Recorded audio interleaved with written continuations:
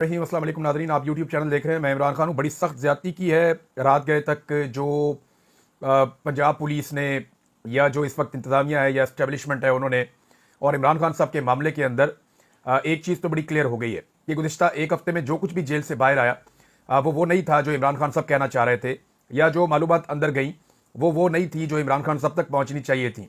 कल के दिन में क्या हुआ, कुछ चीज़ें बड़ी क्लियर हो गई हैं। नंबर एक तो मैं आपको ये बताऊं कि अभी तक इमरान खान साहब को दो चीज़ों की प्रॉपर मालूमात उनकी पार्टी ने जेल में नहीं पहुंचाई। नंबर एक कि ड्रोन हमले में क्या हुआ, काटलिंग का असल वाकया क्या है, और वहां पे कितने लोग शहीद हुए, और जो शहीद होने वाले लोग हैं वो बेगुनाह हैं। इसके बारे में कुछ इमरान खान साहब को नहीं बताया गया अभी तक। जितनी क़यादत मिली है, जो लोग भी उन्हें मिलने जाते हैं, उन्हें इमरान खान साहब को ड्रोन हमले के बारे में नहीं बताया गया।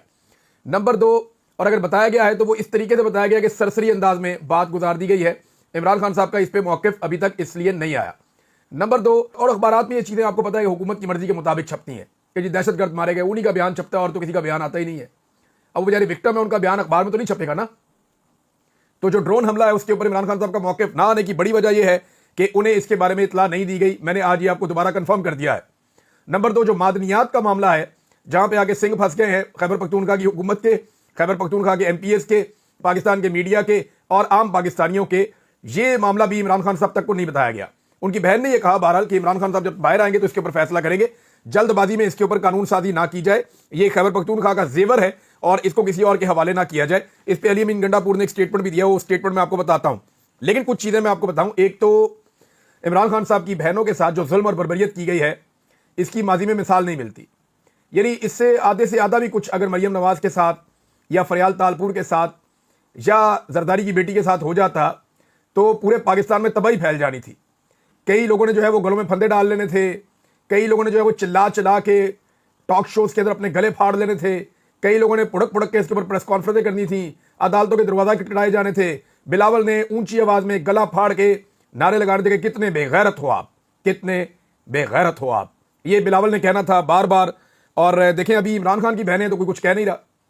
उन्हें वहां से गिरफ्तार किया गया दीगर खवातीन के साथ, उन्हें गाड़ियों में डाला गया और उन्होंने जब नमाज पढ़ने का कहा तब उन्हें नमाज भी नहीं पढ़ने दी गई। बाद में खवातीन को धक्के मार के उतारा गया। आलिया हमजा साहिबा जो है वो जख्मी हो गई, और ना सिर्फ उनके बल्कि उनके साथ जो दीगर खवातीन थी उनके कपड़े भी खून से भर गए। आलिया हमजा साहिबा खुद ये बात बता रही थी, और उन्हें जबरन वहां पर उतारा गया। फिर एक शादी हाल को घेर लिया गया वहां पर उतार के। उसके बाद इमरान खान साहब की बहनों को दोबारा से गाड़ी में डाल के एक नामालूम मुकाम की तरफ ले गए। साहबजादा हामिद रजा वो शख्सियत हैं जो इमरान खान की बहनों के लिए आखिरी वक्त तक खड़े रहे और आखिरी वक्त तक उनके साथ रहे। बाकी MPs MNAs जो हैं वो उस लेवल तक नहीं जा सके, बहुत थोड़े से लोग पहुंचे थे अडियाला जेल में। हालांकि इमरान खान की फैमिली थी, उनकी बहनें थीं, और अगर लीडरशिप के साथ ये सब कुछ हो रहा है तो बाकी लीडरशिप को वहां पहुंचना चाहिए। लेकिन कारकुन तो पहुंचे हैं, इमरान खान के नाम पर वोट लेने वाले नहीं पहुंचे। वोट देने वाले पहुंच जाते हैं, वोट मांगने वाले, इमरान खान से टिकट लेने वाले, इमरान खान के नाम पे सियासत करने वाले, वो लोग नहीं पहुंचे, उनकी अक्सरियत नहीं पहुंची। और जो 2 नंबरी वहां पे की गई है उसको तो बाद में एक्सपोज किया गया, वो मैं आपके सामने रख देता हूं। लेकिन इमरान खान की बहनों को लगभग कोई 80-85 किलोमीटर दूर नीलादुल्ला में एक वीराने में जो है वो उतार दिया गया गाड़ी से, पुलिस की जानिब से, कि आप जिधर जाना चाहें। पंजाब हुकूमत की तर्जुमान या वजीर इत्तलात वो ये कह रही है कि जनाब कोई भी गिरफ्तार नहीं हुआ। कैसा झूठ है वैसे। मुझे लगता है जब बोलते हैं झूठी बोलते हैं, जब मुंह खोलते हैं झूठी बोलते हैं। इन्हें शायद झूठ इनके मुंह को लग गया है, या ये ड्यूटी है ऐसी कि इसके ऊपर बैठ के बोलना ही झूठ है। मैंने नॉर्मली इत्तलात की मिनिस्ट्री के ऊपर जो भी लोग देखे किसी की भी हुकूमत में, वो मैंने देखा है उनकी ना नॉर्मली झूठ बोलने की ड्यूटी लगी होती है। मेरी ख्वाहिश है कि यहाँ पे आके ऐसे लोग बैठे जो सच बोले और सच का सामना करने। अब खवातीन के साथ जो बेरुमती और बदतमीजी की जा रही है, बाद में उसको जनाब कहा जा रहा है हमने तो गिरफ्तार नहीं किया। हालांकि वो वहां जादू से पहुंच गए इतनी दूर, या उड़ के पहुंच गए वहां पर इतनी दूर, और पुलिस ही उनको घसीट के लेकर गई है ना वहां तक। कुछ खवातीन जख्मी भी हुई है। बहरहाल ये सारा कुछ ड्रामा आज लगा, इसमें पाकिस्तान तहरीक इंसाफ की लीडरशिप ने कमजोरी दिखाई है। लेकिन सलमान अकरम राजा साहब ने बड़ी तबाहकुन एक प्रेस कॉन्फ्रेंस की है। नियाजुल्लाह नियाजी साहब इमरान खान साहब के साथी हैं, उन्होंने एक बात बड़ी क्लियरली कही है। उन्होंने कहा कि इमरान खान कहते हैं जिनको मैं मिलना चाहता हूं उनको मुझसे मिलवाया नहीं जा रहा, और जिनको मैं नहीं बुलाता वो मिलने के लिए आ जाते हैं। ये कौन भेज रहा है इन लोगों को? ये है सवाल जो होना चाहिए। और यही सवाल उठाया सलमान अकरम राजा साहब ने बैरिस्टर गौर की मौजूदगी में। उन्होंने कहा इमरान खान की आवाज गूंजेगी, हकीकत इमरान खान तक पहुंचेगी। बहनों ने गैरत का सबूत दिया कि हम में से कोई भी नहीं जाएगा अगर आप एक को अंदर नहीं भेजते। तो यही कुछ होना चाहिए जब वकला की बात हो रही हो या सियासी रुफका की बात हो रही हो। और सलमान अकरम राजा साहब ने एक और बात की कि बताना पड़ेगा इन लोगों को, जो अंदर मिलने के लिए गए इमरान खान को, कि इन्हें किसने बुलाकर ये कहा था या किसने इनसे राब्ता करके कहा था कि आप पहुंचे, आपको अंदर भिजवाया जाएगा या आपकी मुलाकात करवाई जाएगी। हालांकि मैंने तो इनके नाम ही नहीं दिए थे, नाम तो किसी और के थे। तो ये जेल क्या लेने पहुंचे और इनका नाम कैसे आ गया और इनको अंदर कैसे ले गए? हालांकि आइन और कानून के मुताबिक, अदालती अहकामात के मुताबिक नाम तो मैंने देने थे। बैरिस्टर गौर को साथ बिठा के उन्होंने कैटेगोरिकली ये सवाल पूछा कि जनाब बताएं, अब जवाब दें कि ये लोग अंदर कैसे गए। ये कैसे हो सकता है कि जिसका नाम है, जिसके बाद आईनी और कानूनी इख्तियार है, वो अंदर नहीं जा रहा और बाकी लोग उसको छोड़ के बाहर अंदर जा रहे हैं। यानी इमरान खान की बहनों की मुलाकात नहीं करवाई गई, एक अननोन सी खातून ने उनको अंदर भेज दिया, वो मिलकर आगे बाहर आके वो मीडिया से बातचीत भी कर रही है कि इमरान खान ये है तो वो है। अब बात ये है कि ये तो निजाम अपनी मर्जी कर रहा है ना। इमरान खान साहब कहते हैं कर्नल बैठा हुआ है जेल के अंदर, वो तय करता है ऊपर से ऑर्डर लेके कि किसको मिलवाना है और किसको नहीं मिलवाना। यही सारा कुछ हो रहा है। सलमान अकरम राजा ने कहा जी इमरान खान की बहनों की तरह हमें भी डट जाना चाहिए था, लेकिन हमारी पार्टी जो है वो इमरान खान की बहनों या खानदान की तरह डटी हुई नहीं है। इस पे जनाब कुछ और चीजें जो उन्होंने कही, उन्होंने कहा काश पार्टी के जिम्मेदारान भी ऐसा करते। आज लिस्ट में नाम ना होने के बावजूद खान से मिलने वालों ने अतात गुजारी की है, जिस पर उन्होंने कहा जी हमें अफसोस है। फिर सलमान अकरम राजा साहब ने मजीद कुछ बातें की। उन्होंने कहा कि जो लोग पार्टी डिसिप्लिन के खिलाफ आज इमरान खान की बहनों को जमीन पर बैठा छोड़कर अंदर मुलाकात के लिए गए हैं, मैं इनसे नाला हूं। जो लोग हमारी फहरिस्त के बगैर इमरान खान से मिलते हैं वो खुद को हमारी नजरों में मशकूक करते हैं। हमने मुल्क में शराफत को कायम करना है। किसी का बच्चा अगवा नहीं होना चाहिए, वो बलूचिस्तान हो या पंजाब हो या वो कहीं भी हो। ये सब नागवार गुजरता है। मेरी आवाज पहुंचेगी खान तक। यह नामुमकिन है कि आप इमरान खान को तन्हाई के अंधेरों में ढकेल दें। फिर फाइनली सलमान अकरम राजा साहब ने कहा कि प्रोपेगेंडा किया जाता है मीडिया के ऊपर, ये चीजें भी उन्होंने बयान की। फिर कहा हम कोई चौर दरवाजा नहीं ढूंढ रहे, हम किसी की कोई खुशनुदी नहीं करना चाहते। आप लोगों को अगवा करके मुल्क नहीं चला सकते। अहमद नूरानी की मां अदालतों में रोती फिरे, इस तरह ये मुल्क नहीं चलेगा। मुझे ये मुल्क इस तरह काबिल कबूल नहीं है। तो ये जनाब स्टेटमेंट है सलमान अकरम राजा साहब का, और इसने सारा ही पोल खोल दिया है। लेकिन जेल के अंदर से जो चीजें आई ना, वो बहुत बड़ी खबरें हैं। एक तो यह है कि आदम स्वाति और अली अमीन गंडापुर साहब के मामले पे इमरान खान साहब ने जो बात की है, उसमें दो चीजें साबित हुई। आदम स्वाति के बारे में जो बात की थी कि अब जो लोग मिलकर आए हैं उन्हें खुद अंदर बुलवाया गया था, और ये वो लोग हैं जिनके लिए एस्टेब्लिशमेंट रास्ता खोल देती है। तो ये बाहर आने के लिए या बाहर आने के बाद उतनी बात करते हैं जितनी इन्हें लगता है कि बस कर दी जाए, खुलकर बात नहीं करते। लेकिन मैं आपको पक्की खबर दे रहा हूं, इन लोगों से कहे ये हलफ लेके कहे कि इमरान रियाज ने यह खबर झूठी दी है। आदम स्वाति के बारे में इमरान खान साहब ने नाराजगी का इजहार किया कि आदम स्वाति को क्या जरूरत थी ये सब कहने की जो आदम स्वाति ने कहा। फिर इमरान खान ने कहा कि मैं मुज़ाकरात पाकिस्तान के लिए करना चाहता हूं। अगर वो पाकिस्तान के लिए बात करने पर आमादा हैं, कौम के लिए, मुल्क के लिए, तो फिर ठीक है। मेरी जात के लिए कोई किसी से बात ना करे। और इमरान खान साहब ने बताया कि आदम स्वाति साहब क्योंकि बार बार खुद कह रहे थे, तो इमरान खान साहब ने फिर उन्हें कह दिया जी ठीक है आप कर लो। लेकिन आदम स्वाति साहब ने जो किया उस पर इमरान खान साहब ने कहा क्यों अपनी कमजोरी बता रहे हैं, खुद को कमजोर साबित कर रहे हैं। मैं यहां जेल के अंदर बर्दाश्त कर रहा हूं मजबूती के साथ, तो आप लोगों को कमजोर नहीं होना चाहिए। यह इमरान खान साहब का रद्द-ए-अमल था आदम स्वाति के मामले में। आलिया हमजा के मामले में इमरान खान ने कहा कि पूरी उनको सपोर्ट दी जाए। मैं आलिया हमजा पे पूरा एतमाद करता हूं। आलिया हमजा के बाद ये इख्तियार है मुकम्मल कि वो पंजाब में तंजीम साजी करें और जैसे दिल करता है उनको वो पार्टी को चलाएं, क्योंकि वो मेरिट के ऊपर चलाएंगी, वो पुरानी पार्टी के अंदर शामिल है। फिर उन्होंने कहा खालिद खुर्शीद के बारे में आपको पता है, जीबी के वो वजीर आला थे। इमरान खान ने कहा जी मेरा सबसे बेहतर वजीर आला खालिद खुर्शीद था, वो सबसे दलेर आदमी है, मेरा पुराना साथी है और वो मेरे नजरिए के ऊपर खड़ा है। उसने जो फैसला किया ठीक ही किया होगा। एहसान टूर को उन्होंने बनाया यूथ विंग का सदर, तो इसके ऊपर लोग एतराज कर रहे थे जी किसी और को बनाओ, इसको बनाओ, सारे सियासत करते हैं अपनी अपनी। तो इमरान खान ने कहा जो खालिद खुर्शीद ने किया ठीक किया, उसी को बनाओ जिसको खालिद खुर्शीद कह रहा है। उसने ये फैसला किया तो सोच के किया होगा, मेरा वफादार साथी है। ये इमरान खान साहब का खालिद खुर्शीद के ऊपर एतमाद है। अली अमीन गंडापुर के बयानात से इमरान खान साहब ने लाताल्लुकी का इजहार कर दिया, और किन अल्फाज में किया मैं आपको बता देता हूं। इमरान अली अमीन गंडापुर साहब ने, वो कौन सी चीज है अली अमीन गंडापुर की जिससे इमरान खान साहब ने लाताल्लुकी का इजहार किया? अली अमीन गंडापुर ने कहा था कि इमरान खान ने यह कहा है कि ये साजिशी हैं। कौन कौन? इसमें असद कैसर, आतिफ खान, शहराम तरकई और कुछ और लोग, इनके बारे में कहा था ये साजिशी हैं। तो क्योंकि ये साजिशी हैं इसलिए इमरान खान साहब ने इनको कौमी असम्बली में भेज दिया और सूबाई असम्बली में नहीं भेजा, क्योंकि यहां पे ये साजिशें करते। अब इस पे इमरान खान साहब ने जो कहा वो ये है कि मैंने किसी को ना साजिशी कहा ना टिकट से मना किया। ये जनाब इमरान खान साहब का स्टेटमेंट है। अली अमीन गंडापुर साहब का बयान फारग। अब ये जो तीन लोग हैं ये सुरखरू हो गए हैं, क्योंकि इमरान खान साहब ने खुद कह दिया है कि आतिफ खान और असद कैसर, और तीसरे नंबर पे उन्होंने जो नाम लिया शहराम तरकई का लिया था, इनके बारे में इमरान खान साहब ने क्लियर कर दिया जी मैंने नहीं किसी का टिकट रोका, ना मैंने मना किया और ना मैंने किसी को साजिशी कहा है। ये उन्होंने, और ये जरूरी था इमरान खान साहब की तरफ से इसके ऊपर क्लैरिटी आ जाती, क्योंकि बहुत ज्यादा ताकीद करके ये लोग कह रहे थे बार बार और इख्तलाफात इसकी वजह से बढ़ जाने थे। तो ये इमरान खान साहब ने इस मामले को क्लियर कर दिया और ये कह दिया कि आइंदा जो भी आपस के अंदर झगड़ा करेगा या एक दूसरे पर तनकीद करेगा या पार्टी को नुकसान पहुंचाने की कोशिश करेगा, उसको शो काज नोटिस भेजा जाएगा। मुज़ाकरात मुल्क को कौम के मफाद में करने हैं तो ठीक है, जाती मफाद के लिए या मेरे जाती मफाद के लिए किसी किस्म का कोई मुज़ाकरात जो है वो ना किए जाए। अब जनाब ये है मामला, यहां पे हो जाता है क्लियर। लेकिन अच्छी बात यह है कि पाकिस्तान तहरीक इंसाफ ने क्लेम किया है कि इमरान खान साहब की मुदाखलत के बाद अब जो पाकिस्तान तहरीक इंसाफ में धड़ेबंदी हो रही थी उसको रोक दिया गया है और दोनों तरफ के लोगों ने यकीन दिलाया है कि किसी किस्म का बयान नहीं दिया जाएगा और अब फायर फाइटिंग हो गई है और पाकिस्तान तहरीक इंसाफ को इस वक्त इत्तफाक और इत्तेहाद की जरूरत है। अलीमा खान को ना मिलने देना पाकिस्तान तहरीक इंसाफ के अंदर से एक साजिश करार दी है। सीनियर जर्नलिस्ट हैं शाहिद असलम साहब, उनका यह कहना है कि अलीमा खान साहिबा की जो मुलाकात नहीं हुई ना, इसमें कोई रहनुमा है पाकिस्तान तहरीक इंसाफ के स्टेटमेंट में आपको बताया तो मेरी मालूमात के मुताबिक जो कि पाकिस्तान तहरीक इंसाफ ही जराए ने शेयर की है, अलीमा खान साहिबा की मुलाकात पे पाबंदी भी पार्टी के एक अहम रहनुमा ने लगवाई है ताकि सोशल मीडिया कंट्रोल हो सके और बज़ाहिर एस्टेब्लिशमेंट से मामला बेहतर हो सके, क्योंकि सोशल मीडिया पे कंट्रोल बड़े घर वालों का अहम तरीन मुतालबा है। अब मामला यह है ना कि अलीमा खान साहिबा इमरान खान को सच बताएंगी, वो उसके ऊपर रद्द-ए-अमल देंगे, वो बाहर आगे सारी बात बता देंगे। इसलिए अलीमा खान साहिबा को रोका गया है, मिलने नहीं दिया जा रहा।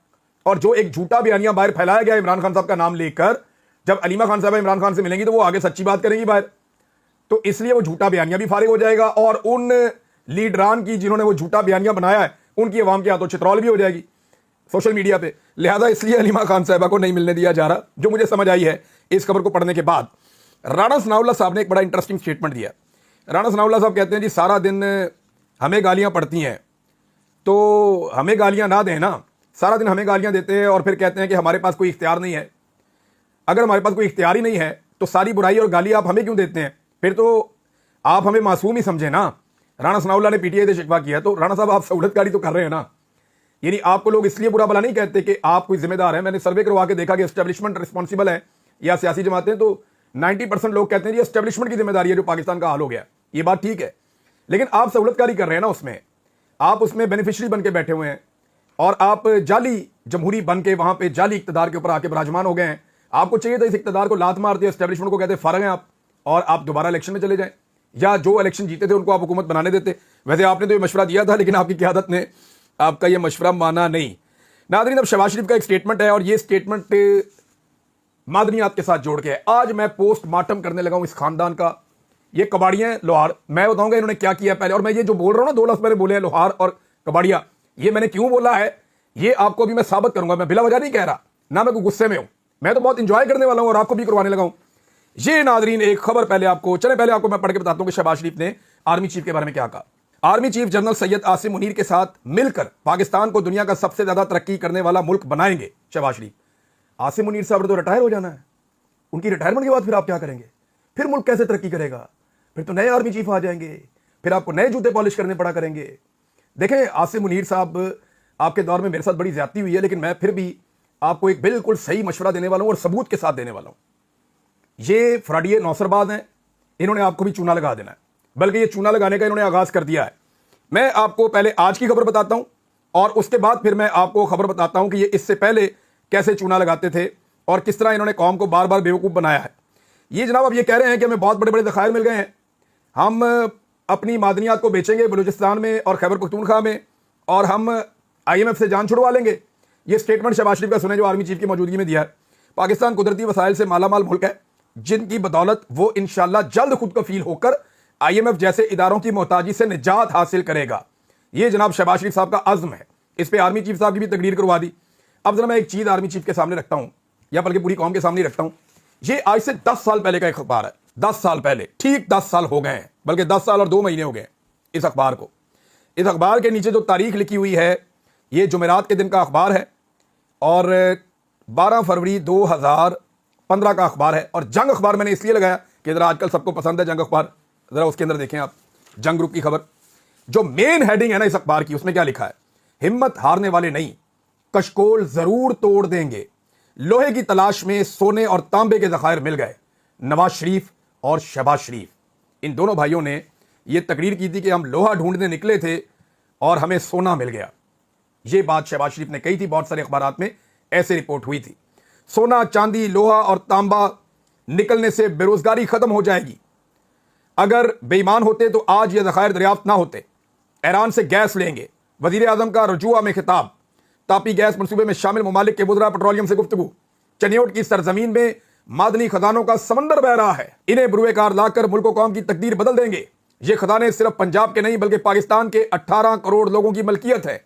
वजीर आला शहबाज शरीफ, उन्होंने कहा जी कि बेरोजगारी खत्म हो जाएगी, सनतें लग जाएंगी, पूरे पाकिस्तान में खुशहाली आ जाएगी, लोहे की तलाश में सोने और तांबे के ज़खायर मिल गए हैं, कौम को मुबारक हो, कौम को मुबारक हो। अब ये वो चीजें हैं जो नौसरबाजियां और रंगबाजियां इन्होंने पहले भी की हुई हैं। आर्मी चीफ साहब ये पहली दफा नहीं है, और ये 80 में भी यही कहानियां सुनाते थे, ये 90 की दवाई में भी यही कहानियां सुनाते थे। उसके बाद ये पाकिस्तान से बाहर चले गए, वहां पर भी इनकी यही कहानियां थी। उसके बाद 2010 से लेके 2020 में भी इन्होंने यही कहानियां सुनाई हैं, और अब ये वही कहानियां दोबारा कौम को करवा रहे हैं 2025 में। ये आपको चूना लगा रहे हैं, ये बेवकूफ बना रहे हैं, ये लोहे को सोना करके बेच देते हैं, कबाड़ का काम है इनका।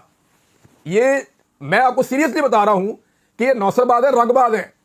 इन्होंने हर थोड़े अरसे के बाद कोई ना कोई चीज दरियाफ्त करनी होती है मुल्क में, और इन्होंने जो है वो नहरें बहा देनी होती हैं दूध और शहद की। और भाई जिन मुल्कों के अंदर तेल निकलता है ना, वो भी ऐसे दावे नहीं करते जैसे दावे ये कर देते हैं। मैं तो हैरान हो जाता हूं इनके दावों पे, और इन्होंने सबको चूना लगाया है। मैं आर्मी चीफ को खबरदार कर रहा हूं, आपको भी चूना लगा देना है, और जब आप फारिग हो जाएंगे ना तो ये आपके बाद आने वाले आर्मी चीफ को भी चूना लगाएंगे, दोनों भाई मिलके। और ये इनका तरीका वारदात, ये तस्वीर देखें ना, मैं आपको तस्वीर दिखाता हूं। ये तस्वीर देखें, कितनी इंटरेस्टिंग तस्वीर है। इस तस्वीर को आप देखेंगे आपको मजा आएगा। ये जनाब तस्वीर देखें, शहबाज शरीफ साहब ने लोहे का टुकड़ा नवाज शरीफ साहब ने पकड़ा हुआ है। शहबाज शरीफ साहब ने भी लोहे का टुकड़ा पकड़ा हुआ है, साथ उनके जनाब ब्यूरोक्रेट्स खड़े हुए हैं, पीछे खुरम दस्तगीर खड़े हुए हैं, कुछ सिक्योरिटी वाले हैं। चनियोट वजीर आजम नवाज शरीफ और वजीर आला शहबाज शरीफ रजुआ में खाम लोहे और तांबे के नमूने देख रहे हैं। कौम को ऐसे खुशखबरियां सुनाई कि पता नहीं कितना सोना चांदी हीरे जवाहरात लोया तांबा पता नहीं क्या कुछ पाकिस्तान में चनियोट में निकल आया, और अब चनियोट जो है वो पूरे पाकिस्तान की नहीं एशिया की किस्मत बदल देगा। उस वक्त इन्होंने कई दिनों तक ऐसे बयान दिए थे, लगातार शहबाज शरीफ साहब यही कहते रहते थे हर वक्त कि मैं लोहा ढूंढने निकला था, मेरी नीयत का समझ दे, लोहा ढूंढने निकला था। क्या मखनातीस को उसके साथ रस्सी के साथ बांध के आप निकले थे लोहा ढूंढने? ये बातें ये ऐसे कहते हैं लोहा ढूंढने निकले थे, जैसे वो बच्चे नहीं होते, वो मखनातीस के साथ बांध लेते हैं रस्सी और उसको घसीटते जाते हैं, उसके साथ जो लोहा चिपक जाता है शाम को इकट्ठा करके बेच देते हैं। तो क्या वो करने निकले थे आप? लोहा ढूंढने निकले थे और सोने और चांदी के ज़खायर मिल गए हमें। ये कौम को इन्होंने कहानियां पहले भी बहुत सुनाई हुई हैं, और ये दोबारा से कौम को कहानी करवा रहे हैं। बहरहाल अगर आपने कहानी में आना है तो आप आ जाएं। बहरहाल मैंने बता दिया है कि एक्चुअली इन्होंने पहले भी हमारे साथ ये बार बार किया, आइंदा भी करेंगे। नाज़रीन, ये एक सीनियर वकील हैं और ये सदर हैं कराची बार एसोसिएशन के, आमिर नवाज वड़ाइश साहब। आप देखें इनके ऊपर बड़ा बदतमीज और बड़ा बदतरीन जो है वो कातलाना हमला किया गया है, बहुत ज़्यादा जख्मी हो गए ये। उसके बाद इन्होंने अपनी वीडियो भी रिकॉर्ड करवाई। इन्होंने कहा जी जो 6 नहरों वाला इशू है उस पर मैं पीछे नहीं हटूंगा, 72 घंटे में अगर ये 6 कैनाल्स बंद ना की गई तो बॉर्डर को बंद करेंगे और रेलवे ट्रैक भी बंद कर देंगे। उन्होंने कहा मैं अपनी FIR भी नहीं करवाऊंगा। 12 अप्रैल को 26वीं आईनी तरमीम के खिलाफ ऑल पाकिस्तान वकला कन्वेंशन रखा हुआ था, लेकिन नामालूम आदमी इनको आगे 6 बंदे आए, आके इनके ऊपर अटैक करके इनको शदीद जख्मी करके चले गए, और ये एक तरह का कातिलाना हमला था। वो अस्पताल में पड़ा हुआ बंदा। आप अंदाजा कीजिए कि इस मुल्क के अंदर क्या चल रहा है, कि आप हक और सच के लिए आवाज भी नहीं उठा सकते, वरना नामालूम अफराद आएंगे और आपको टॉर्चर करेंगे, आपके साथ बदतमीजी करेंगे, आपको तशद्दुद का निशाना बनाएंगे, आपके साथ जुल्म करेंगे। अब जो माइंस वाला मामला है ना, उस पर वज़ीर आला खुद भी मैदान, मुझे लगता है मामला बड़ा गर्म है, बहुत ही गर्म मामला है। वज़ीर आला खैबर पख्तूनख्वा को भी मैदान में आना पड़ गया है। शायद प्रेशर बहुत ज़्यादा है कि फौरी तौर पर यह बिल पास किया जाए, लेकिन ये बिल अगर उन्होंने पास करवा दिया अवाम को मुतमईन किए बगैर, तो फिर अवाम इनको मुतमईन कर देगी, ये मैं अच्छी तरह जानता हूँ। अगर गंडापुर साहब की हुकूमत ने इस बिल को पास करवा दिया अवाम को मुतमईन किए बगैर, तो अवाम इनको अच्छा खासा इत्मीनान दिला देगी। ये बिल पास होने के बाद ये मामला उसी तरह हो जाएगा जैसे 26वीं तरमीम पास करवाने वालों ने पास तो करवा दी है, लेकिन अभी तक वो उनके गले में अटकी हुई है। नाज़रीन, कुछ और खबरें मैं आपके साथ शेयर करना चाहता हूं, लेकिन नेक्स्ट व्लॉग में शेयर करूंगा। लेकिन जाते जाते आपको एक ट्वीट पढ़ के सुनाता हूं बलूचिस्तान से, क्योंकि हम हर व्लॉग में बलूचिस्तान का जिक्र ज़रूर करते हैं, हमारी ये रिस्पॉन्सिबिलिटी है। समीदीन बलोच साहबा का बयान है, वो ये कहती हैं कि बलूचिस्तान में जबरी गुमशुदगियों और मावराए अदालत कत्ल का सिलसिला जारी। 28 फरवरी को मुश्के के एक गांव पर फोर्सेस ने छापा मारकर 8 बलोच नौजवानों को उनके अहले खाना के सामने हिरासत में लेकर जबरी तौर पर लापता कर दिया। 2 मार्च को दोपहर 3 बजे इनमें से 4 नौजवान कामरान, अलीम, मेराज, मोमिन असलम और हफीज़ की लाशें एक वीरान मकाम पर गोलियों से छलनी हालत में बरामद हो गईं। बाकी 4 नौजवानों के लवाहिकीन ने इनकी ज़िंदगियों को लायक खतरात पर शदीद खदशात ज़ाहिर किए, जो बाद में दुरुस्त साबित हुए। चंद दिनों बाद इन चारों की मसक शुदा लाशें भी इलाके में फेंकी गई। 5 अप्रैल को मुश्के से मजीद 3 जबरी लापता अफराद की लाशें बरामद हुईं, जिन्हें जाली मुकाबले में कत्ल करके लाशें फेंक दी गईं। इसी रोज़ बारखान से 3 नौजवान हक नवाज, बुजदार, शेरू बुजदार और गुलजमान बुजदार की लाशें बरामद हुई और इन्हें मुख्तलिफ औकात में जबरी तौर पर लापता किया गया था। 6 अप्रैल को बलीदा के इलाके गर्दांग में फोर्सेज ने सुबह सवेरे 2 नौजवान महराब वल्द रहमदिल और खान मोहम्मद वल्द भैदान को उनके घरों से हिरासत में लिया और चंद घंटों के अंदर ही तशद्दुद का निशाना बनाकर कत्ल कर दिया। दोनों नौजवान आपस में कज़न थे। इसी तसलसल में खुसदार के इलाके बागबाना में फोर्सेज ने 3 अफराद को मुकाबले में मारने का दावा किया। इनमें से एक की शनाख्त 28 साल अब्दुल मालिक वल्द मोहम्मद यूसुफ के तौर पर हुई, जिन्हें 11 अक्टूबर 2024 को तुर्बत से जबरी तौर पर लापता किया गया था। 7 अप्रैल को नादर बलोच वल्द शेर मोहम्मद, जिन्हें पहले ही फोर्सेज की हिरासत में रखा गया था, उनकी लाश ताबूत में बंद करके अहले खाना के हवाले की गई। 8 अप्रैल को पंजगूर में पेश आने वाले एक वाक़े में फोर्सेज की फायरिंग से बहादुर शफी नामी शख्स जाँ बहक, जबकि सुहेल शाहिद और फरहान नामी 3 नौजवान जख्मी हो गए। एक तरफ बलूचिस्तान को एक इज्तिमाई कत्लगाह में तब्दील कर दिया गया है, जहां रोजाना की बुनियादों पर लाशें बरामद हो रही हैं, वहीं दूसरी तरफ उन सियासी नुमाइंदों, कारकुनों और आवाज़ बुलंद करने वालों को निशाना बनाया जा रहा है जो रियासती जबर और इंसानी हकूक़ की पामालियों के खिलाफ आवाज़ उठाते हैं। मारंग बलोच, बेबो बलोच, गुलजादी समेत मुतअद्दिद सियासी कारकुनों की गिरफ्तारियां इसी रियासती खामोशी को कायम रखने की कोशिश है। बलूचिस्तान में बढ़ती हुई जबरी गुमशुदगियां और मावराए अदालत कत्ल महज इंसानी हकूक़ की खिलाफ वर्जी नहीं, बल्कि ये पूरे मुआशरे पर गहरे जख्म छोड़ रहे हैं, जख्म जो सिर्फ इंसाफ से भर सकते हैं, जुल्म से नहीं। अब तक के लिए इतना ही नाज़रीन।